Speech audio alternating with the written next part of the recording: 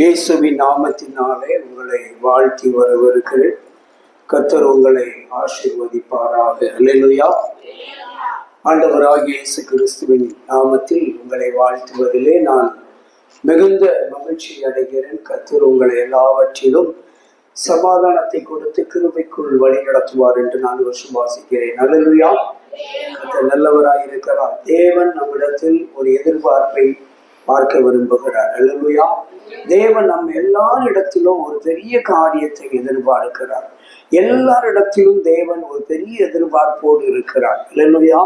தேவனாகிய கர்த்தர் எதிர்பார்க்கிற அந்த காரியத்தை நீங்களும் நானும் கொடுக்கிறவர்களாக, நிறைவேற்றுகிறவர்களாக காணப்பட வேண்டும்.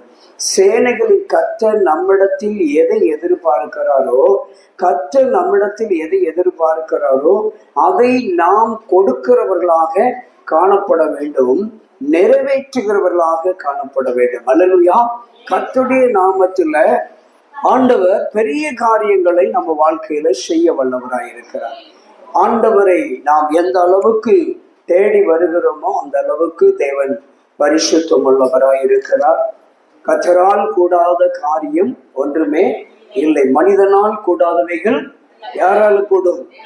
தேவனால் கூடும். நீங்களும் நானும் எந்த அளவுக்கு விசுவாசத்திலே பலப்பட வேண்டும், எந்த அளவுக்கு விசுவாசத்திலே நாம பலப்படுகிறோமோ அந்த அளவிற்கு தேவன் நம்மை ஆசீர்வதிக்கிறவராயிருக்கிறார். அல்லேலூயா. தேவன் நமக்கும் நம்மிடத்திலே நம்முடைய சந்தைக்கும் ஆண்டவர் கொடுக்கிற ஆசீர்வாதத்தை காண வேண்டும் என்றால், பெற்றுக்கொள்ள வேண்டும் என்றால் தேவன் நம்மிடத்தில் ஒரு காரியத்தை எதிர்பார்க்கிறார். என்னவென்று சொன்னால், விசுவாசம் பூரணப்பட வேண்டும். விசுவாசம் பூரணப்பட வேண்டும். இன்றைக்கு தேவன் நமக்கு கொடுக்கிற செய்தியினுடைய தலைப்பு விசுவாச பூரணப்படுதல். அல்லேலூயா. விசுவாசம் எப்பொழுது பூரணப்படும்? வேதம் சொல்லுகிறது, விசுவாசத்தினால் நீதிமான் பிழைப்பான். அல்லேலூயா. விசுவாசம் எல்லா இடத்திலும் தேவைப்படுகிறது, எல்லா குடும்பங்களுக்கும் தேவைப்படுகிறது, எல்லா காரியத்திலும், எல்லா திட்டத்திலும், எல்லா விதமான நோக்கத்திலும் நமக்கு தேவைப்படுகிற ஒன்று என்னவென்று சொன்னால் விசுவாசம். அல்லேலூயா. வேதம் சொல்லுகிறது, முப்பரி நூல் சீக்கிரம் என்ன செய்து போகாது? அருந்து போகாது. அந்த முப்பரி நூல்களில் ஒன்று எதுவென்றால் விசுவாசம். அல்லேலூயா. அப்ப வேதம் சொல்லுகிறது விசுவாசம், நம்பிக்கை, அன்பு. இந்த மூன்று முப்பரி நூலாக காணப்படுகிறது. இந்த முப்பரி நூலாகிய இந்த மூன்றும் சரியான நிலைப்பாட்டில் இருந்தால் சீக்கிரமாக நம்முடைய வாழ்க்கை தடுமாற்றம் அடையாது, நம்முடைய வாழ்க்கை வீழ்ச்சி அடைய முடியாது. இந்த முப்பரி நூல்களில் ஒன்றாகிய விசுவாசத்தை குறித்து தேவன் இன்றைக்கு நம்மோடு கூட பேச இருக்கிறார். அல்லேலூயா. அந்த விசுவாசம் எப்படி இருக்க வேண்டும்? விசுவாசம் பூரணப்பட்டு இருக்க வேண்டுமா? அல்லேலூயா. விசுவாசம் சும்மா காணப்பட்ட போதாது. நானும் விசுவாசிதான், நான் விசுவாசிக்கிறேன்னு சொன்ன போதாது. நாம விசுவாசித்து விட்டு அப்படியே கடந்து போனாலும் போதாது. அல்லேலூயா. நம்முடைய விசுவாசமானது என்ன செய்யப்பட வேண்டும் என்று தேவன் எதிர்பார்க்கிறார்? பரிபூரணப்பட வேண்டும். நம்முடைய விசுவாசம் பட வேண்டும். பூரணப்படுகிற பொழுதுதான் நம்முடைய வாழ்க்கையில அற்புதங்களை காண முடியும், நம்முடைய வாழ்க்கையில அதிசயங்களை காண முடியும். அல்லேலூயா. இன்றைக்கு அநேக நேரங்களில நம்முடைய வாழ்க்கையில அற்புதங்களை, அதிசயங்களை காண முடியாததற்கு காரணம் என்னவென்று சொன்னால் விசுவாசத்துல ஒரு பூரணமான நிலைப்பாடு இல்லாததினால். அல்லேலூயா. அப்போ நம்முடைய விசுவாசத்திலே என்ன இருக்க வேண்டும்? ஒரு பூரணமான நிலைப்பாடு காணப்பட வேண்டும். ஏதோ விசுவாசின்னு சொன்ன போதாது, நானும் கிறிஸ்தவன் என்று சொன்னால் போதாது. சொன்னதுனால, நான் கிறிஸ்தவனா பிறந்ததனால, நான் கிறிஸ்தவனா இருப்பதனால எனக்கு அற்புதம் நடக்குமா என்றால் கேள்விக்குறியானது. எனக்கு அதிசயம் நடக்குமா என்றால் அதுவும் கேள்விக்குறியானது. நான் கிறிஸ்தவனாய் பிறந்தது முக்கியமல்ல, நான் கிறிஸ்தவனாய் இருப்பது முக்கியமல்ல. கிறிஸ்தவனாய் பிறந்த நான், கிறிஸ்தவனாய் இருக்கிற நான், என்னிடத்தில் தேவன் எதிர்பார்க்கிறதை கொடுக்கிறவனாய் காணப்படுகிறவனாய் இருக்க வேண்டும். அல்லேலூயா. அப்ப தேவன் என்னிடத்தில் எதை எதிர்பார்க்கிறார்? விசுவாசத்தை எதிர்பார்க்கிறார். விசுவாசத்துல எப்படி எதிர்பார்ப்பு இருக்கிறது? விசுவாசம் பூரணப்பட்டதாய் இருக்க வேண்டும் என்று எதிர்பார்க்கிறார். அல்லேலூயா. மார்த்தாளை பார்த்து ஆண்டவர் என்னதான் சொன்னாரு? நீ விசுவாசித்தால் யாருடைய மகிமை காண முடியும்? தேவனுடைய மகிமையை காண முடியும். சரிங்களா? அப்ப தேவனுடைய மகிமை காண்பதற்கு விசுவாசம் மிக அவசியமாயிருக்கிறது. ஆக விசுவாசம் தேவனுடைய மகிமை காட்டுகிறதா இருக்கிறது என்றால், தேவனுடைய மகிமை எப்பொழுது காண முடியும்? விசுவாசித்தால் மாத்திரம் போதுமா? இல்ல, அதற்கு அடுத்து ஒரு நிலைப்பாடு இருக்கிறது. அதற்கு அடுத்த ஒரு படி இருக்கிறது. என்னவென்றால், அந்த விசுவாசம் என்னப்பட வேண்டும்? பூரணப்பட வேண்டும். அல்லேலூயா. எடுத்தவங்க வாசிப்போம். யாக்கோபின் நிருபத்திலே ஸ்தோத்திரம் பாருங்க, 2வது அதிகாரம் 18வது வசனம். ஒருவன் உனக்கு விசுவாசம் உண்டு என்றும் எனக்கு கிரியைகள் உண்டு, கிரியைகள் இல்லாமல் உன் விசுவாசத்தை எனக்கு காண்பி, நான் என் விசுவாசத்தை என் கிரியைகளினாலே உனக்கு காண்பிப்பேன் என்பானே. அடுத்தது, தேவன் ஒருவர் உண்டு என்று நீ விசுவாசிக்கிறாய், அப்படி செய்வது நல்லதுதான். ஆனால் பிசாசுகளும் தேவன் உண்டு என்று விசுவாசிக்கிறது. அல்லேலூயா. சரிங்களா? இங்க நல்லா கவனிக்கணும். விசுவாசம் யாருக்கே இருக்குதான்? எல்லாருக்கும் இருக்கு.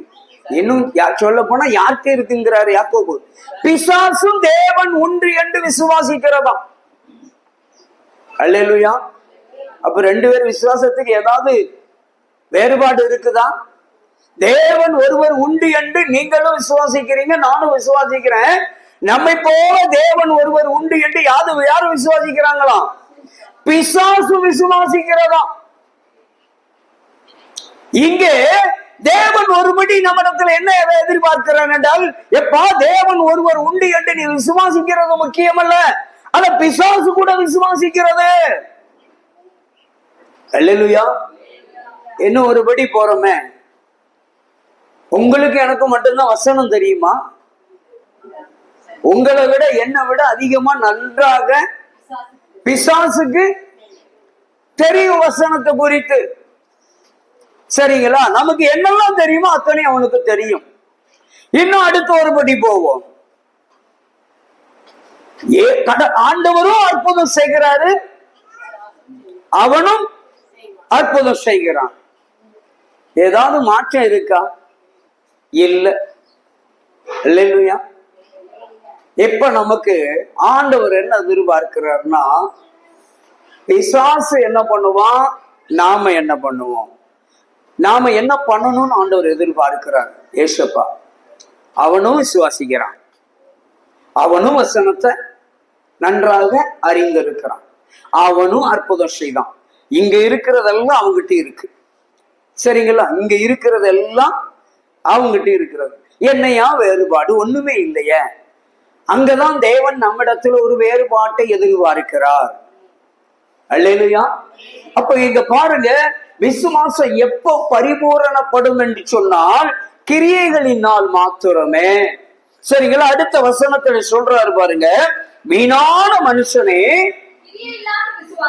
கிரியைகள் இல்லாத விசுவாசம் செத்ததென்று நீ அறிய வேண்டுமோ? நம்முடைய பிதாவாகிய ஆபிரகாம் தன் குமாரன் ஈசாக்கை பலிபீடத்தின் மேல் செலுத்தின போது கிரியைகளினால் அல்லவோ நீதிமான் ஆக்கப்பட்டான். அல்லேலூயா. இப்ப பாருங்க, 2 காரியம் இதுல நமக்கு சொல்லப்படுகிறது. விசுவாசம் எப்போ பூரணப்படும் என்றால் கிரியைகளினால். ஒரு மனிதன், ஒரு விசுவாசி எப்பொழுது நீதிமான் ஆக மாற்றப்படுகிறான் என்றால் கிரியைகளினால். இந்த 2க்கும் எடுத்துக்காட்டு யாரு? நம்முடைய தகப்பன் ஆபிரகாம், ஆவிக்குரிய தகப்பன், முற்பதாட்களின் தேவனாகிய ஸ்தோத்திரம் கர்த்தர் நமக்கு சொன்ன ஆபிரகாம் தான் விசுவாசத்திலே பூரணப்பட்டவனாகவும் நீதிமானாகவும் எண்ணப்பட்டான். ஏன்னா அவன் விசுவாசிக்கிறது மாத்திரமல்ல, அவன் அதை கிரியைகளினால் செய்தான். அல்லேலூயா.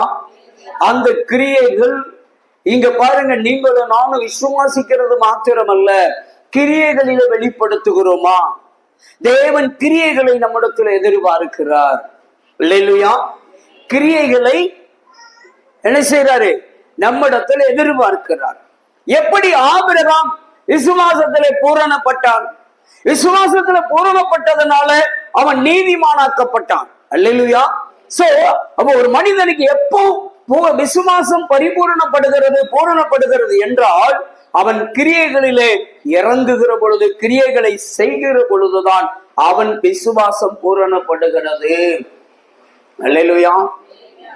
விசுவாசித்தால் ஆண்டவர் சொன்னார், எவ்வளவு விசுவாசம் இருந்தா போதும்னாரு? கடுகு அளவு விசுவாசம் இருந்தால் இந்த மலையை பார்த்து சமுத்திரத்துக்கு அப்பாலே பெயர்ந்து போ என்று சொன்னால் அதனை செய்திருமா? பெயர்ந்து போய் விடுமா? அல்லேலூயா. வாங்க, அப்புறம் நம்ம கவனிக்க வேண்டி இருக்கிறது, நமக்கு விசுவாச கடுகளவு இருந்தா போதும். அப்ப இந்த கடுகு எதை குறிக்கிறது? பூரணத்தை குறிக்கிறது. அப்ப பூரணமான ஒரு விசுவாசம் நமக்கு தேவைப்படுகிறது. நம்முடைய விசுவாசத்திலே பூரணமான ஒரு நிலைப்பாடு தேவைப்படுகிறது. நான் விசுவாசிக்கிறையா, எனக்கு ஒண்ணுமே நடக்கல, நான் விசுவாசிக்கிறையா, எனக்கு ஒண்ணுமே கிடைக்கல. எத்தனை பேர் நம்ம சொல்றோம்? நடக்கல, கிடைக்கல. அல்லேலூயா. காரணம் என்னன்னா, என்னுடைய விசுவாசத்தில் என்ன நிலைப்பாடு இல்ல? பூரணமான ஒரு நிலைப்பாடு இல்லை. அல்லேலூயா. சரி, இப்ப பாருங்க, கிரியைகளினால் தேவன் சொன்ன வார்த்தைக்கு ஆபிரகாம் அந்த கிரியைகளை எப்படி வெளிப்படுத்தினான்? கீழ்ப்படிதலினால். உன் மகனை, ஏக சுதனாகிய ஒரே பேரான குமாரனை எனக்கு என்ன செய்? பலியிடுன்னாரு. அவன் ஏதாவது மறுப்பு தெரிவிச்சானா? தேவனை விசுவாசித்த அந்த ஆபிரகாம் தேவனுக்கு தன் கிரியைகள் எப்படி வெளிப்படுத்தினான்? கீழ்ப்படிதலினால் வெளிப்படுத்தினான். அல்லேலூயா. அல்லேலூயா. அதே போல ஆபிரகாம் அங்கே தன் வேலைக்காரர்களிடத்திலும் தன் கிரியைகளினால விசுவாசத்தை வெளிப்படுத்துகிறதை பார்க்கிறோம். ஆதியாகமம் 22ஆம் அதிகாரம் 5வது வசனத்தை வாசிப்போம். அப்பொழுது ஆபிரகாம் தன் வேலைக்காரர்களை நோக்கி, நீங்கள் கழுதையை நிறுத்தி இங்கே காத்திருங்கள், நானும் பிள்ளையாண்டானும் அவ்விடம் பலி செலுத்தும் இடம் மட்டும் போய் தொழுது கொண்டு உங்களிடத்துக்கு திரும்பி வருவோம் என்றான். அல்லேலூயா. நல்லா கவனிக்கணும், இந்த வசனத்தை நல்லா கவனிச்சு பார்க்கணும். ஆபிரகாமுக்கு தெரியும் நாம இங்க எதுக்கு வந்திருக்கிறோன்னு. அல்லேலூயா. இங்க எதுக்கு வந்திருக்கிறோம் ஆபிரகாமுக்கு தெரியும். வேற யாருக்கும் தெரியுமான்னா தெரியாது. ஏன்னா வேலைக்காரரிடத்துல சொல்லுகிற வார்த்தை அப்படிப்பட்டது. என்ன வார்த்தை சொல்லுகிறான்? கழுதையை அங்க நிறுத்தி முடிச்ச உடனேப்பா எல்லாரும் இங்க நெல்லுங்கப்பா, நான் போய் பலி செலுத்த வேண்டிய, தொழுது கொள்ள வேண்டிய இடத்துல பலி செலுத்த போறேன், ஈசாக்க என் பிள்ளைய போய் பலி செலுத்த போறேன்னு சொன்னானா? சொல்லல. நல்லா கவனிக்கணும். ஆனா ஆண்டவர் அவனை எதுக்கு தான் அழைச்சிட்டு வந்தாரு? உன் மகனை எனக்கு பலி செலுத்தன்னு அனுப்பி விட்டுருக்கிறாரு. ஆண்டவருடைய வார்த்தைக்கு கீழ்ப்படிந்து தன் மகனை பலி செலுத்த வந்த ஆபிரகாம் தன் வேலைக்காரரிடத்துல சொல்லுகிறான், நீங்க இங்க நெல்லுங்கப்பா, நாங்க போய் என்ன செய்துட்டு வரோம்? தொழுது கொண்டு வருகிறோம் என்று சொல்லிவிட்டு அவன் கடந்து போகிறான். அல்லேலூயா. சில நேரங்களிலே இதிலே நமக்கு ஆண்டவர் ஒன்றை கற்றுக் கொடுக்கிறார். அந்த வேலைக்காரரிடத்திலே அவர் என்ன செய்திருக்கலாம்?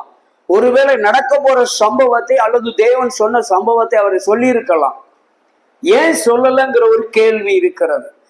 ஆண்டவர் பலி செலுத்ததான், ஆண்டவருக்கு பலி செலுத்த, ஈசாக்க பலி செலுத்த நம்ம வந்திருக்கிறோம். நீங்க எல்லாம் நெல்லுங்கப்பா, நான் மகனை பலி செலுத்திட்டு வர்றேன்னு சொல்லியிருக்கலாம்ல. அதை சொல்லல. ஆனா அதுக்குதான் வந்திருக்கிறான்னு அவனுக்கு மட்டும்தான் தெரியும், தேவனுக்கு தெரியும். அல்லேலூயா. இன்னும் சொல்ல போனா ஈசாக்கு கூட தெரியாது. ஏன்னா ஈசாக்கு ஒரு இடத்துல கேட்கிறாரு, எப்பா விறகு இருக்கு, தீவெட்டி இருக்கு, தகன பலிக்கு ஆட்டுக்குட்டி எங்கே என்று தன் மகன் ஈசாக்கு கேட்கிற பொழுது, ஆபிரகாம் தன் பிள்ளையாண்டின் இடத்துல, இல்லப்பா நீதான் ஒன்னதான் பலி கொடுக்க போறேன்னு சொன்னாரா? இல்ல. ஆனா அவருக்கு தெரியும் இவனதான் பலி கொடுக்க போறான்னு. கர்த்தர் இவனதான் பலியை கேட்டிருக்கிறது அவனுக்கு தெரியும். ஆனா எந்த இடத்திலையுமே வேலைக்காரங்கிட்டையும் சொல்லல, தன் மகனாகி ஈசாக்கின் இடத்திலையும் சொல்லல, எப்பா நான் ஒன்னதான் பலி செலுத்த போறேன்னு சொல்லவே இல்லை. நல்லா கவனிக்கணும். இல்லையா? ஏன் அதை சொல்லல அப்படின்னா, ஆண்டவருடைய வார்த்தைக்கு கீழ்ப்படிந்து கிரியைகளை வெளிப்படுத்த வந்தான் பார்த்தீங்களா? அந்த கிரியைகள் தடைப்பட்டு விடக்கூடாது என்பதற்காக வேலைக்காரர்கள் எவ்வளவுதான் இருந்தாலும், வேலைக்காரர்கள் ஆபிரகாமுடைய குமாரனை வெளி கொடுக்க வரையில வேலைக்காரனுக்கு தெரிஞ்சிட்டுன்னு வச்சுக்கோங்களேன், விடுவானா? ஏன் ஆண்டவனே, இவனை இத்தனை வயசுக்கு அப்புறம் நமக்கு பிறந்திருக்கிறான், தவம் இருந்து பெத்த பிள்ளை, இந்த பிள்ளைய போய் கடவுள் கேட்பாரா? கேட்டாரு, அவனுக்கு தெரியும்.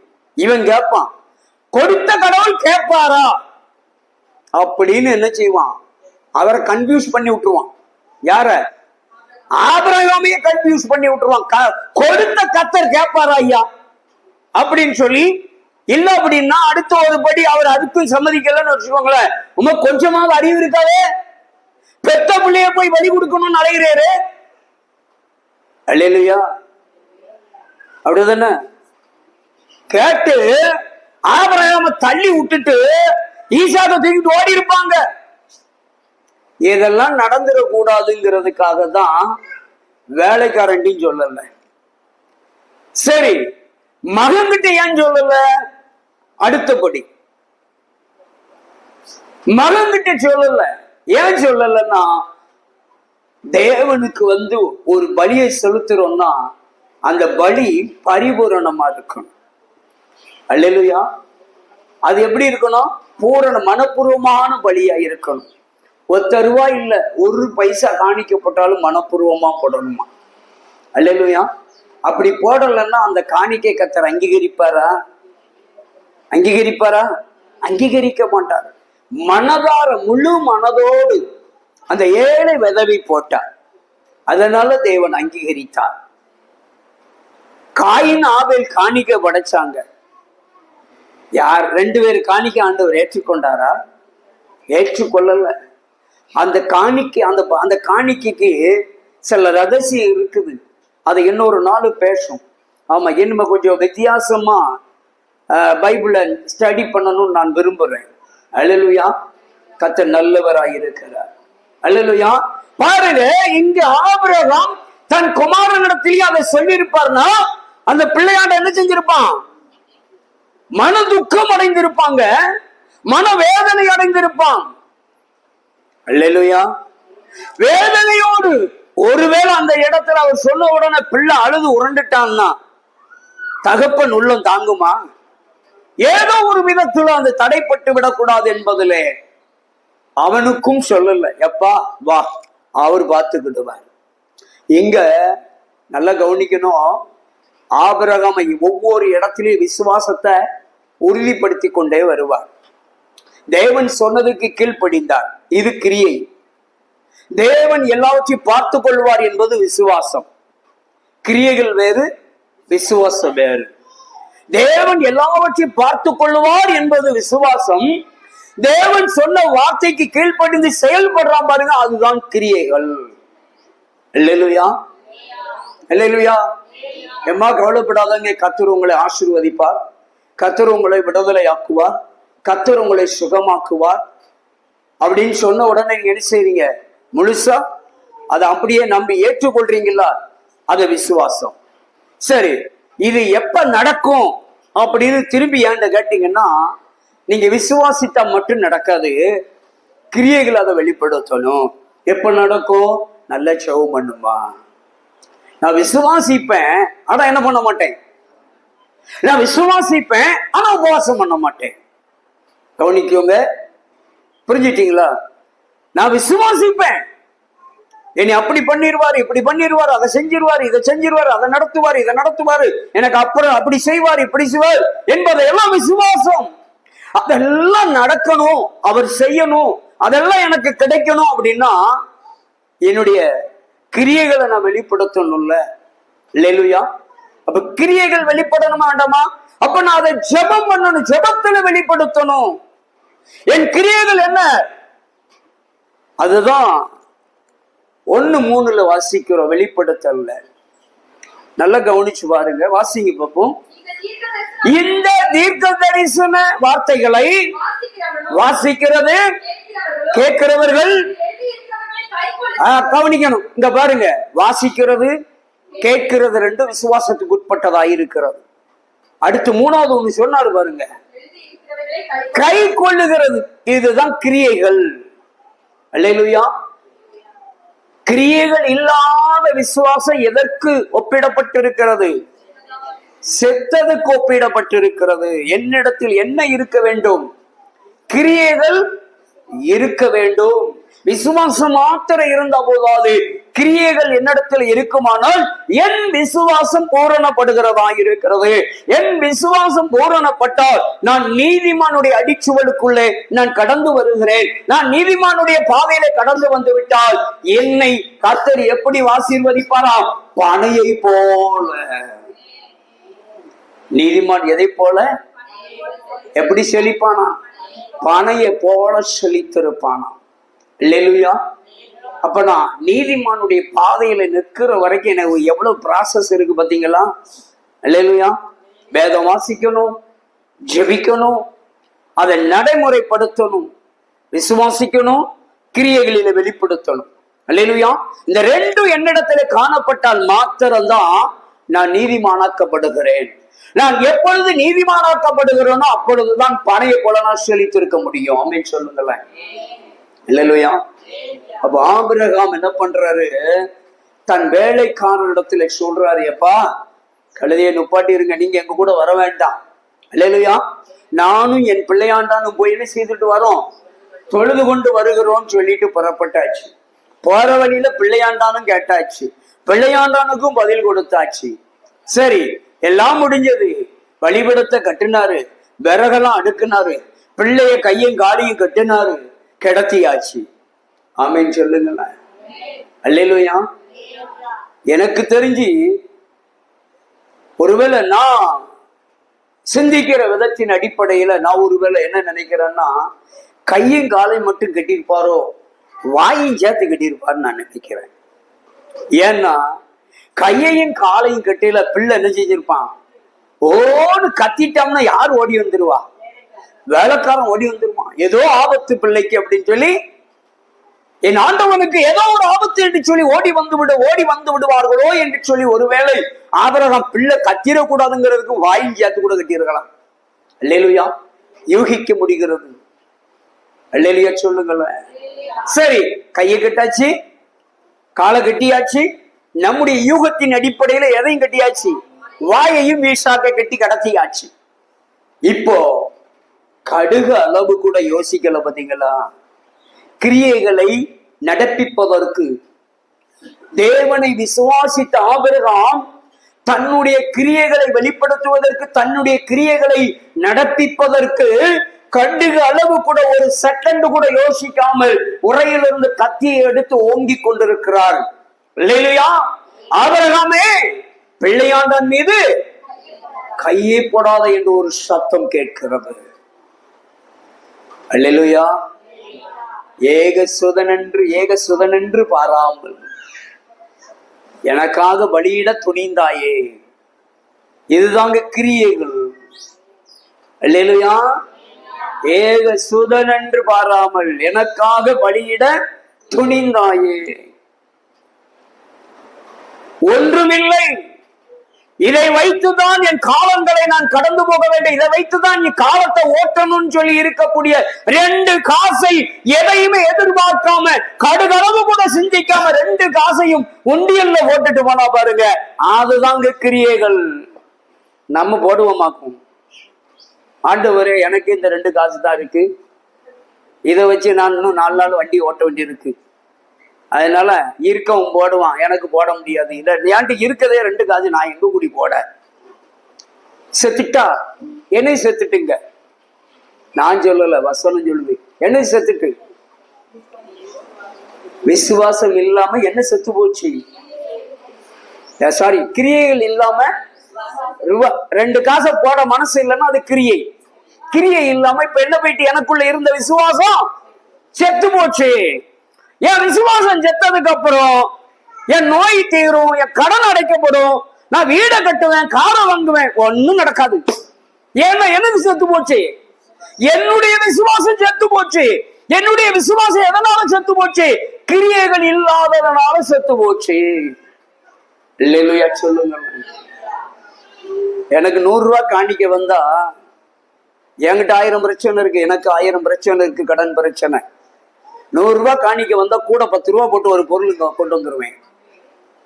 ஏன்னா கிரியைகளினால் தேவனை நான் மகிமைப்படுத்தணும்னா கத்த என்னை எந்த விதத்திலேயாவது என்னை மகிமைப்படுத்துவார். அல்லேலூயா.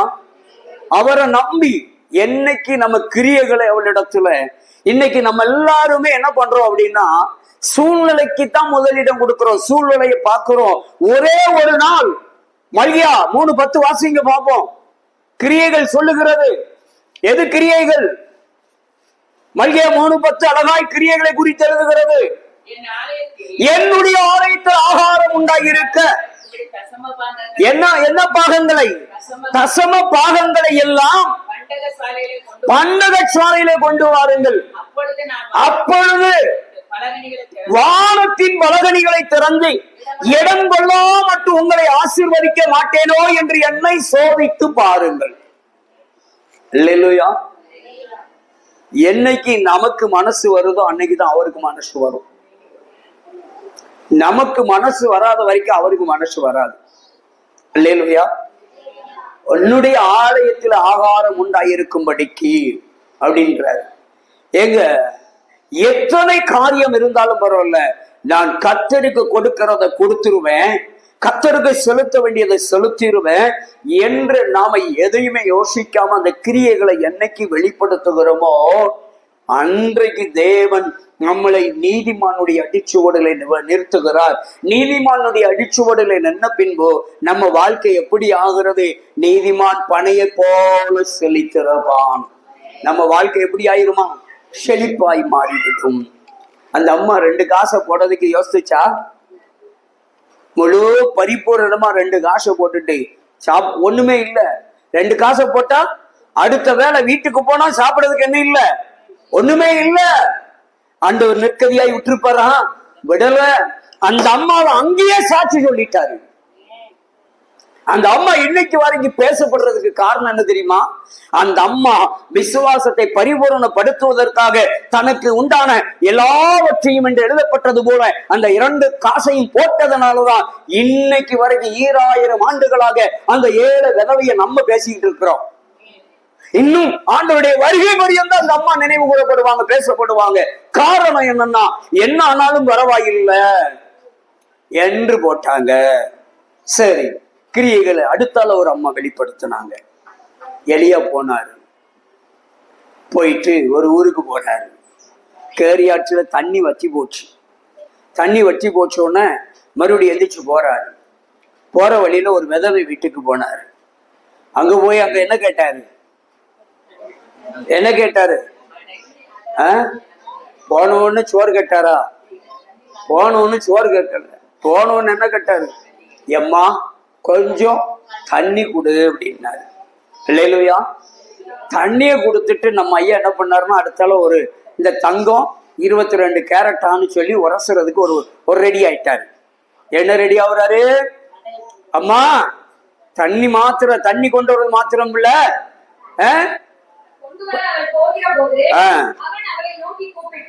எலியா அந்த விதவையை நோக்கி கூப்பிட்டு, கொஞ்சம் அப்பமும் உன்னுடைய கையில எனக்கு என்ன செய்.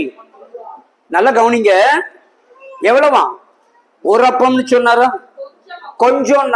அது ஒன்னா இருக்கலாம், ரெண்டா இருக்கலாம், மூணா இருக்கலாம். அல்லேலூயா. கொஞ்சம் அப்பாங்கிறாரு. அந்த அம்மா ஒரு பதில் சொல்லிச்சு. அதற்கு அந்த விதவையானவள், என் ஆண்டவனே, பானையில ஒரு பிடி மாவும் களையத்துல கொஞ்சம் எண்ணெய் தான் இருக்குது, அது நானும் அசிமா, என்னிடத்தில் ஒரு அடையும் இல்லை என்று பாருங்க. ஆண்டவர் மேல அந்த அம்மா சத்தியம் பண்ணி சொல்லுது. சத்தியமா ஆண்டவரே, ஆண்டவனே, கடவுள் மேல சத்தியமா, உம்முடைய ஆண்டவர் மேல சத்தியமா சொல்றேன், என்கிட்ட ஒரு அடை கூட இல்ல. எவ்வளவுதான் இருக்கு? கொஞ்சம் போல மாவும் களையத்துல கொஞ்சம் எண்ணெய் தான் இருக்கு. அல்லேலூயா. அடுத்து எலியா சொன்னார், நானும் என் குமாரனும் அந்த மாவை பிசைஞ்சி அப்பம் சுட்டு சாப்பிட்டு பின்பு என்ன செய்ய போறோம் பாருங்க. அந்த மாவை பிசைஞ்சி அப்பத்தை அடையை சுட்டு சாப்பிட்டுட்டு சாக போகிறோம். அந்த அடையை சுடுறதுக்கு நான் இப்ப என்ன பண்றேன்? விறகு பெறுவதற்கு ஆயத்தமா இருக்கிறேன். அல்லேலூயா. நம்மால அப்பமும் விட்டாரா? விடல. இதாங்க விசுவாச பரீட்சைங்கிறது. இதுதான் விசுவாச பரீட்சை. எங்க உங்களால என்னால முடியாதோ அந்த நேரம் தான் செஞ்சு காமிக்கணும் ஆண்டவருக்கு. அப்ப செஞ்சு காமிக்கிறோம் பாருங்க. பை நிறைய 10,000 வச்சுட்டு ஆண்டவருக்கு 1000 ரூபாய் கொடுக்கறது பெரிய காரியம் இல்ல. மொத்தமே 1000 ரூபாய் தான் இருக்கு. அடுத்த வேலைக்கு ஒண்ணு இல்ல அப்படின்னு நினைக்கிற 1000 ரூபாய் கொடுக்க பாருங்க. அதைத்தான் கர்த்தர் நினைக்கிறாரு. அல்லேலூயா. இத நான் சொல்லலங்க, ஆண்டவர் சொன்னார். என் மேல படிய போட்டுறாதுங்க. ஆமா, நீங்களாம் அவர்களெல்லாம் இருக்கிறதுல இருந்து கொஞ்சம் போட்டாங்க. ஆனால் இந்த ஏழை விதவையோ தனக்கு உண்டான எல்லாவற்றையும் என்றார். அல்லேலூயா. இதுதாங்க தேவனுடைய பார்வை. கிரியைகள் என்பது இப்படிதான் இருக்கிறது. சரிங்களா? சரி, அப்பமும் எலியா விட்ட பாடு இல்ல. சரிம்மா, போ, நீ போய் முதல்ல என்ன செய்? பயப்படாதே, நீ போய் உன்னுடைய வார்த்தையின்படி என்ன செய்? விறக பறக்கிட்டு வந்து மாவை பிசைஞ்சு அடைய சுடு. ஆனாலும் நீ சுட்டதுல என்ன செய்? அதுல முதல்ல சுடுற அடைய முதல்ல வர்றதை யாருக்கு கொடுத்துடணும்? கர்த்தருக்கு கொடுத்துடணும். வேலைக்கு போனோம்னா முதல் சம்பளத்தை யாருக்கு கொடுத்துடணும்? கர்த்தருக்கு கொடுத்துடணும். காரணம் என்ன தெரியுமா? தேவனுக்காக நம்ம கொடுக்க ஆரம்பிச்சோன்னு வச்சுக்கோங்களேன், கர்த்தர் நமக்காக யாவையும் செய்து முடிப்பார். தேவனுக்காக நம்ம எதையாவது செய்யணும்னு நினைச்சோம்னா கர்த்தர் நமக்காக எதையாவது செய்வார். அல்லேலூயா. தேவ பிள்ளைகளை நல்லா புரிஞ்சுக்கோங்க. முதலாவது சுடுகிறத செய், என்னிடத்துல கொண்டு வா, பிறகு போய் பின்பு உனக்கும் உன் குமாரனுக்கும் பண்ணலாம் என்று சொல்லுகிறார். அங்கே அவர் என்ன சொல்றாரு? விசுவாசத்தை அறிக்கை செய்கிறாரு. நல்லா கவனிக்கணும். ஒருவருக்கு 2 பேரும் சுட்டி சாப்பிடறதுக்கு தான் அங்க மாவு இருக்குன்னு அந்த அம்மா சொல்லிட்டு, அந்த அம்மாவுக்கு தானே தெரியும் அந்த அம்மா பானையில எவ்வளவு இருக்குன்னு. உங்களுக்கு தான் தெரியும் உங்க பேங்க் அக்கௌண்ட்ல எவ்வளவு இருக்குன்னு. உங்களுக்கு தான் தெரியும் உங்க மணி பார்சல் எவ்வளவு இருக்குன்னு. உங்களுக்கு தான் தெரியும் உங்க பாக்கெட்ல எவ்வளவு பணம் இருக்குன்னு. அல்லேலூயா. அதை வச்சுதான் நீங்க சொல்றீங்க.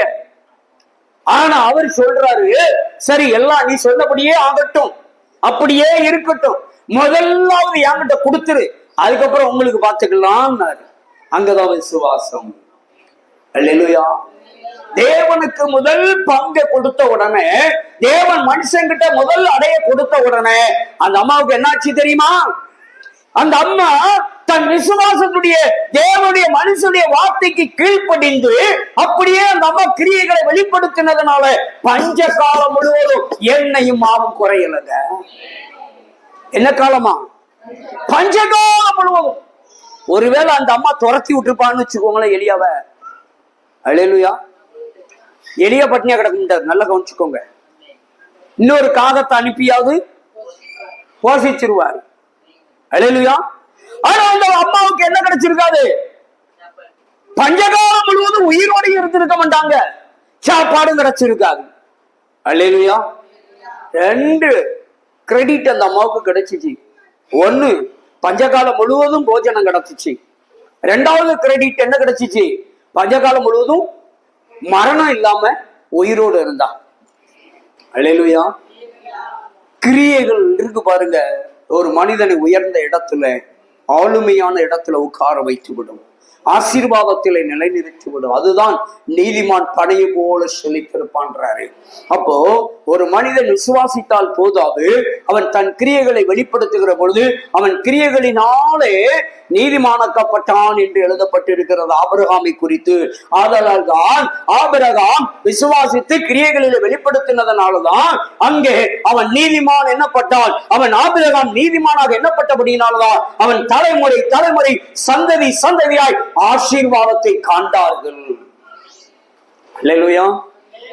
அப்ப நம்ம ஆசீர்வாதத்தை காணணும்னா நீதிமானுடைய வழியில நிக்கிறதுக்கு என்ன பண்ணணும்? விசுவாசித்தா போதாது, கிரியைகள் இருக்கணும்.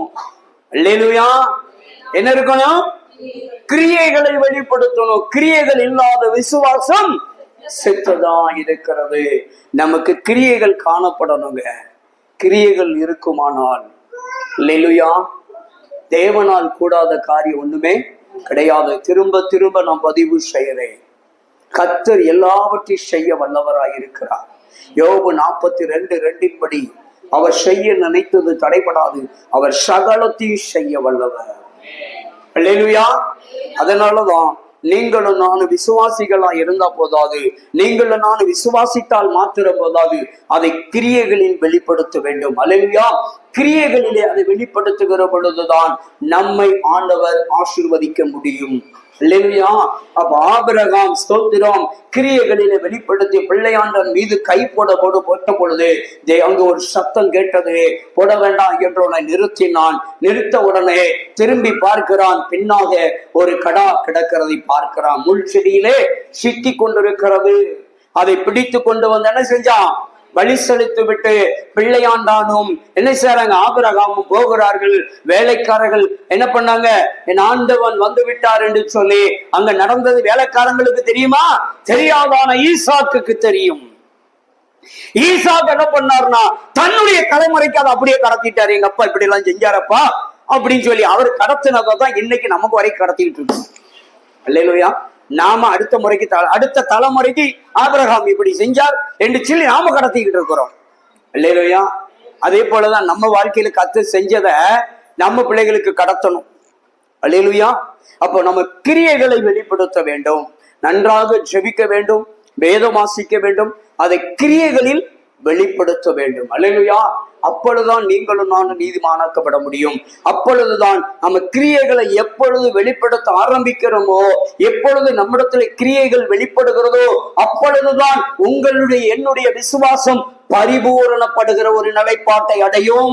என்னுடைய விசுவாசம் பரிபூரண நிலையை அடையுமானால் நான் நீதிமானாக்கப்படுவேன். நான் நீதிமானாக்கப்பட்டால் நான் பனையை போல் செழித்திருக்க முடியும். அல்லேலூயா. எவ்வளவு ப்ராசஸ்ன்னு சும்மா லேசா சொல்லிட்டு போயிருந்தோம். விசுவாசி நீ யாருமா? நான் விசுவாசியா இருக்கிறையா. அந்த சபை விசுவாசி, இந்த சபை எல்லாம் நல்லதுதான். எந்த சபை விசுவாசியா இருந்தாலும் என்ன இருக்கணும்? கிரியைகள் இருக்கணும், நற்கிரியைகள் இருக்கணும். 1000 ஸ்திரீகளை வரிசையா விட்டாச்சு. 1000 ஸ்திரீகள்ல யாரை தேடனானா? எங்க அங்க புருஷன் எழுதல, ஆண்கள் எழுதல. 1000 ஸ்திரீகளில் யாரை தேடன? ஒரு பெண்ணை, ஒரு குணசாலிய தேடனம்பா. ஒருத்தரையும் சாலி முடிஞ்சிட்ட. அல்லேலூயா. அல்லேலூயா. ஏனென்றால் ஆண்டவர் ஒரு எதிர்பார்ப்போடு தேடுறாரு. என்ன ஸ்திரியை தேடுறாரு? குணசாலியான ஸ்திரியை தேடுகிறார். கடைசியில் ஒரு விதமா கண்டுபிடிச்சாரு. அது ஒரு பக்கம். சரிங்களா? 31:29 நினைக்கிறேன். நீதிமொழிகள் 31:29 வருஷங்க. அநேக குணசாலிகள் உண்டு, அநேக பெண்கள் குணசாலிகளாய் இருந்தது உண்டு. ஆனால் நீயோ அவர்களுக்கு எல்லாருக்கும் மேற்பட்ட ஒரு குணசாலியாய் இருந்தாய். அல்லேலூயா. அநேக குணசாலிகள் இருந்தாங்கன்னு பின்னால கண்டுபிடிச்சிருக்காரு பாருங்க. முதல்ல ஒருத்திய கூட காணலன்ட்டாரு, அதையும் சொல்லிட்டாரு. கேள்வி எழுப்பினாரு. அதே 31:10 குணசாலியை சிறிய கண்டுபிடிப்பவன் யாருன்னு சொன்னாரு. 1000 பேருக்குள்ள ஒருத்தரை தேடுனா இல்லன்ட்டார், கண்டுபிடிக்க முடியலன்ட்டாரு. அப்புறம் கொஞ்ச நாள் ஆராய்ச்சி பண்ணி கண்டுபிடிச்சிருக்காரு. அநேக பெண்களை பார்த்துட்டோம்பா, ஆனால் அந்த பெண்களை காட்டில நீ யாரு? நான் கண்டுபிடிச்ச குணசாலி நீ, அவர்களெல்லாம் காட்டில மேல்பட்டவள்ட்டார். அல்லேலூயா. அந்த லிஸ்ட்ல தான் மரியாள் நல்ல பங்கை பெற்றுக் கொண்டாள் என்று பார்க்கிறோம். அல்லேலூயா. குணசாலியான ஸ்திரீ இருந்தா மாத்திரம் போதாது, அதுக்கு அடுத்த ஒரு வழி இருக்கு. அந்த குணசாலிகளிலும் மேற்பட்ட குணசாலியா இருக்கணும்னு ஆசைப்படுங்க. அல்லேலூயா. தேவ பிள்ளைகளை, நம்ம ஆண்டவர் கிரியைகளை உங்ககிட்ட என்கிட்ட எதிர்பார்க்கிறார். நம்ம விசுவாசம் வைத்தால் மாத்திரம் போதாது, விசுவாசித்தால் மாத்திரம் போதாது, நம்மிடத்துல தேவன் எதிர்பார்க்கிற கிரியைகள் வெளிப்படுமானால், அல்லேலூயா, தேவன் நம்முடைய விசுவாசத்தை பூரணப்படுத்துவார். நம்முடைய விசுவாசம் எப்ப பூரணப்படுமோ அப்பொழுது நம்முடைய விசுவாசித்த காரியம் நடக்கும். என்னென்னலாம் விசுவாசத்தோடு எதிர்பார்த்து கொண்டு காத்து கொண்டு இருக்கிறோமோ அது போல நம்ம வாழ்க்கையில நிறைவேறும். எப்பொழுது என் விசுவாசம் பரிபூரணப்படுகிற பொழுது, என் விசுவாசம் எப்ப பரிபூரணப்படும்? சுருக்கமா சொன்னா, என் கிரியைகளினாலதான் என் விசுவாசம் பரிபூரணப்படும். என் விசுவாசம் பரிபூரணப்பட்ட போதும் நான் விசுவாசித்த எல்லா நன்மைகளும் எனக்கு வந்து கிடைக்கும். அவ்வளவுதான், சிம்பிள் லாஜிக். அல்லேலூயா. இந்த கிரியைகளை எப்படி வெளிப்படுத்தணுங்கிறதுக்கு தான் அவ்வளவு தூரம் என்ன செய்ய வேண்டியிருக்கு, சுத்தி வளைச்சு ஒவ்வொருத்தரையா கொண்டு வந்து நிறுத்த வேண்டியிருக்கு. ஆமென் சொல்லுங்களேன். அல்லேலூயா. சரி, மார்த்தாள்கிட்ட போய் ஆண்டவர் எப்படி எதிர்பார்த்தாரு? அந்த மாட்ட விசுவாசத்தை எதிர்பார்த்தாரு. கிரியைகளுக்கே வழி இல்லை, விசுவாசத்துக்கு அந்த மாட்ட வழியெல்லாம் போயிட்டு. அதனாலதான் அந்த அம்மா சொன்னார். இவர் முதல்ல என்ன எதிர்பார்த்தாருன்னா கிரியைகள் எதிர்பார்த்தார். இவர் நேர போனார். எங்க போனாரு? கல்லறை கிட்ட போயிட்டாரு. வாசல் முன்னால போய் நிக்கிறாரு. நின்றுட்டு அங்க வந்தவங்க ஆம்பளையாளெல்லாம் பார்த்து என்ன சொல்றாரு? எப்பா கல்ல என்ன செய்யுங்க, எடுத்து போடுங்கன்னு சொல்லி அவர் முதல்ல அங்க என்ன எதிர்பார்த்தாரு? அவர் நினைச்சாரு அவ்வளவு பேரும் விசுவாசத்தோட தான் வந்திருக்கான் ஆண்டவர். யார? லாசரு உயிரோட எழுப்பி நம்ம கூட கூட்டிட்டு போறதுக்கு வந்திருக்காரு, அவ்வளவு பேரும் விசுவாசத்தோட வந்திருக்கான்னு நினைச்சு இவர் நினைச்சு விட்டாரு. கடைசியில பார்த்தா தெரியுது அவ்வளவு விசுவாசமற்றவன். அல்லேலூயா. அதுல மெயின் தலையை யாருதான்? மார்த்தாள் தான்.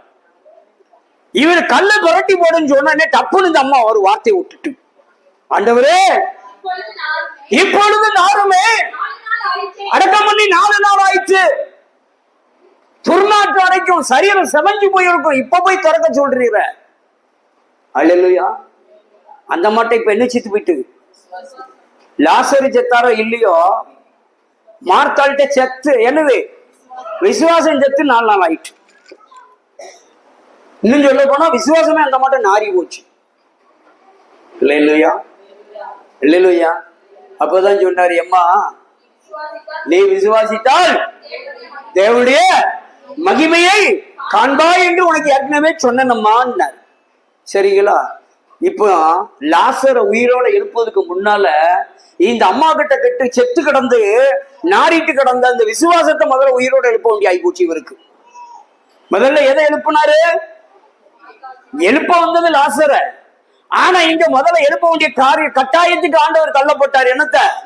லாசர 2வது எழுப்பி விடும். முதல்ல இங்க என்ன செத்து கிடக்கு? அவளை வச்சு விசுவாசம் செத்து கிடக்கு, முதல்ல விசுவாசத்தை எழுப்பி விடும் சொல்லி முதல்ல விசுவாசத்தை தட்டி எழுப்பி விட்டுட்டுதான் அதுக்கப்புறம் லாசருவே வெளியே வான்னாரு. போதும், இவன் கல்லெல்லாம் புரட்ட வேண்டாம், வாப்பா நீ வான்ட்ட. கல்ல புரட்டதுக்குள்ள இந்த அம்மாட்ட என்ன செத்து போச்சு? விசுவாசம் செத்து போச்சுன்னு சொல்லி இந்த அம்மாவுக்கு விசுவாசத்தை எல்லாம் முதல்ல உயிரோட எழுப்பி விட்டுட்டுதான் 2வது கல்லையும் புரட்டாண்டா வந்து புரட்டாண்டா லாசரே நீ வெளியே வான்னாரு. வெளியே வந்தாச்சு. இப்ப நீங்க என்ன செய்யுங்கப்பா, அவன் கட்ட பூரா என்ன செய்யுங்க, அவிழ்த்து விடுங்க. இது கிரியைகள். கள்ளு புரட்டுங்கிறது கிரியைகள், கட்டுகளை அவிழ்ங்கிறது கிரியைகள். அவருடைய வார்த்தைக்கு கீழ்ப்படிந்து அப்படியே போய் கல்ல புரட்டி இருக்கணும். அந்த அம்மா வேடிக்கை மட்டும் தான் பார்த்திருக்கணும். இன்னைக்கு நிறைய பேர் என்னன்னா, ஜெபம் பண்ணி பாஸ்டரும் ஜெபம் பண்ண வந்தவங்களும் விசுவாசத்தோடு ஜெபம் பண்ணிட்டு இருப்பாங்க, நம்பிக்கையோடு ஜெபம் பண்ணிட்டு இருப்பாங்க. அவரு ஆவியில நிறைஞ்சு ஏன் கிரியைகளை வெளிப்படுத்துற அனலை இறக்கம் நினைப்பாரு. பக்கத்துல ஒரு அம்மா சொல்லும், ஐயா நீர் என்னதான் கத்தினாலும் அந்த பிசாசு போவாது. இந்த அம்மாட்ட என்ன செத்து கிடக்கு? பாஸ்டர் விசுவாசத்தோட உறுதியா உழுப்பி ஆவியை இறக்கி எப்படியாவது பிசாசு விரட்டணும்னு நினைச்சு உருட்டிக்கிட்டு இருந்தா, இந்த பக்கத்துல நிக்க ஆளு இவர் என்னதான் கத்துனாலும் அது போவாது. அங்க விசுவாசத்தை அடக்க முடியும். அது எங்க போவ கழுதியா? அல்லேலூயா. அதனாலதான் ஏசி சொன்னார், எப்பா எல்லாரும் வெளியே உள்ள போ, அவ்வளவு பேர் இந்த அழுதுகிட்டு இருக்காங்க உழுதுகிட்டு இருக்கணும் வெளியே வரைக்கும். சீசர்களை மட்டும் கூட்டு போனார், தாய் தப்ப மட்டும் உள்ளவான்னாரு. இவனு பூரா உள்ள வந்தாங்கன்னா என்னமோ அங்க பிள்ளை செத்துருக்கோ இல்லையோ, இவன்கிட்ட பூரா என்ன செத்து கிடக்கு? அவ்வளவு பேர் அவருக்கு அவ்வளவு பேருக்கு என்ன செத்து இருக்கு? விசுவாசம் செத்து கிடக்கு. அவ்வளவு பேர் விசுவாசத்தை அடக்கம் பண்ணிட்டு உட்கார்ந்துட்டு இருக்கான். அவனை பூரா வெளியே வரட்டு. அவங்கள உள்ள வந்து என்ன செஞ்சிருவான்? பிள்ளையும் அடக்கம் பண்ணிவிடுவான். இல்லையா? அதனால இவனால உள்ள வர வேண்டாம், அப்பாவும் அம்மாவும் மட்டும் வாங்க. அப்பா அம்மாவுக்கு தெரிஞ்சிருக்கு இயேசு வந்தா என் பிள்ளை உயிரோட இருந்துச்சு. அதனாலதான் அப்பா அம்மா மட்டும் உள்ள வாங்கிட்டார். சீசனை மட்டும் கூட்டு போனார். கூட்டு போயிட்டு என்ன பண்ணிட்டாரு? பிள்ளைய தபித்தாலே எழுந்துருன்னாரு. இல்லையா? பிள்ளை எழுந்துச்சிச்சா இல்லையா? ஆமா, சாப்பாடு கூட மாட்டாரு, குளித்து வெளியே போன்ட்டாரு. அவர் பாட்டில் வெளியே வந்துட்டார். கிரியைகள் எப்ப வெளிப்படும் என்றால், விசுவாசம் அடக்கம் பண்ணப்படாத நிலையில எப்ப விசுவாசம் பரிபூரணமா இருக்குமோ அப்பதான் கிரியைகளும் வெளிப்படும். ஆமென். கிரியைகளை காண்பிக்கணுங்க. அந்த அம்மா அப்பா ஏதாவது பேசினாங்களா? இல்லையா, பிள்ளை செத்து போச்சு, அடக்க ஆராதனை நடத்தணும், நீர் வேணா வந்து அடக்க ஆராதனை நடத்திட்டு போறோம்னு சொல்லிச்சு அந்த அம்மாவும் அப்பாவும். இல்ல, அவர் சொன்ன வார்த்தை அப்படியே கீழ்ப்படிந்து அவர் பின்னாடி போனாங்க. அவ்வளவு வெறி வெளியே விரட்டி விட்டாங்க. அல்லேலூயா. ஊருக்காரன் சொந்தக்காரன் என்ன பேசினாலும் பரவாயில்ல என்று சொல்லி அவ்வளவு வெறி விரட்டி விட்டுட்டு இயேசு கூட பின்னால போனாங்க. பிள்ளையை உயிரோடு எழுப்பி கொடுத்துட்டு விட்டார். இதுதாங்க கிரியைகள். இந்த கிரியைகள் நம்மிடத்துல இருக்குமானால் விசுவாசத்துக்குரிய பலனை நாம காண முடியும். அல்லேலூயா. சோ விசுவாசம் பரிபூரணப்படணும். விசுவாசம் எப்பொழுது பரிபூரணப்படும்? கிரியைகளை நிமித்தமாய். அல்லேலூயா. இந்த கிரியைகள் எப்ப வெளிப்படும்னா கீழ்ப்படிதலில் வெளிப்படும். அடுத்த பகுதி அடுத்த வாரம் பார்ப்போம். கர்த்தர் உங்களை ஆசீர்வதிப்பார். கண்களை மூடுவோமா. கிருபை நிறைந்த பரிசுத்தமான பரலோக பிதா, எந்த நல்ல நாளில் ஆண்டவரே, யாக்கோபு 2ஆம் அதிகாரத்திலே ஆண்டவரே ஸ்தோத்திரம். கர்த்தாவே 18வது வசனத்தின்படி எங்களோடு கூட இறைப்பட்டதற்காய் ஸ்தோத்திரம். விசுவாசம் உண்டென்ற ஆண்டவரே அப்பா ஸ்தோத்திரம் எழுதப்பட்டிருக்கிறது. கிரியைகள் இல்லாத விசுவாசம் செத்தது என்று பார்க்கிறோம். என் தகப்பனே, அநேகருடைய வாழ்க்கையில அநேகருடைய உள்ளத்துல விசுவாசம் செத்ததாயிருக்கிறது ஆண்டவரே. கர்த்தர் அந்த விசுவாசத்தை முதலாவது உயிர்ப்பிக்கும்படியாக ஜெபிக்கிற ஆண்டவரே. அப்பா விசுவாசத்திலே ஆண்டவரே மடிந்திருக்கிற மக்களை விசுவாசத்தில் அவர்களை உயிர்ப்பிப்பீராக ஆண்டவரே. அதன் பின்பு அவர்கள் அந்த விசுவாசத்திலே ஆண்டவரை கிரியைகளை வெளிப்படுத்தி ஆண்டவரே அது விசுவாசத்தை பரிபூரணப்படுத்தக்கூடிய ஒரு நிலைப்பாட்டுக்குள்ளே அவர்கள் வரட்டும் ஐயா. அவர்களுடைய விசுவாசம் பரிபூரணப்படுமானால் நீதிமானை போல மாறுவார்கள். நீதிமானை போல மாறினார்கள் என்றால் அவர்களுடைய வாழ்க்கை பழைய போல செழித்திருக்கும் ஆண்டவரே. கிருபை நிறைந்தவரே, ஒவ்வொருடைய விசுவாசத்தையும் தட்டி எழுப்புவீராக. உயிர்ப்பி ஆண்டவரே, உயிர்ப்பி. கர்த்தாவே, அவருடைய விசுவாசம் எல்லாம் பரிபூரணப்பட உதவி செய்யப்பா. அவர்கள் இன்னும் கிரியைகளிலே ஆண்டவரே உமக்கு கீழ்ப்படிந்து செயல்படட்டும் ஐயா. கிரியைகளை வெளிப்படுத்தட்டும். கிரியைகள் இல்லாத விசுவாசம் செத்தது என்று பார்க்கிறோமே, கிரியைகளை வெளிப்படுத்தட்டும். விசுவாசித்தால் மாத்திரம் போதாது, அந்த விசுவாசத்தை பரிபூரணப்படுத்துவதற்கு ஏதுவாக ஆண்டவரே அவர்கள் கிரியைகளினால் உம்முடைய நாமத்தை மகிமைப்படுத்த நீங்க உதவி செய்யுங்க. கிரியைகளுக்குள் ஆண்டவரை இடம் கொடுத்து செயல்பட உதவி செய்யுங்கப்பா. அப்பொழுதுதான் அவர்களுடைய விசுவாசம் ஆண்டவரே பரிபூரணப்படும் என்று நாங்கள் பார்க்கிறோம். பரிபூரணப்பட்ட நிலைப்பாட்டில் உள்ளவர்கள் பனைய போல் செழித்து இருப்பார்கள் அல்லவா.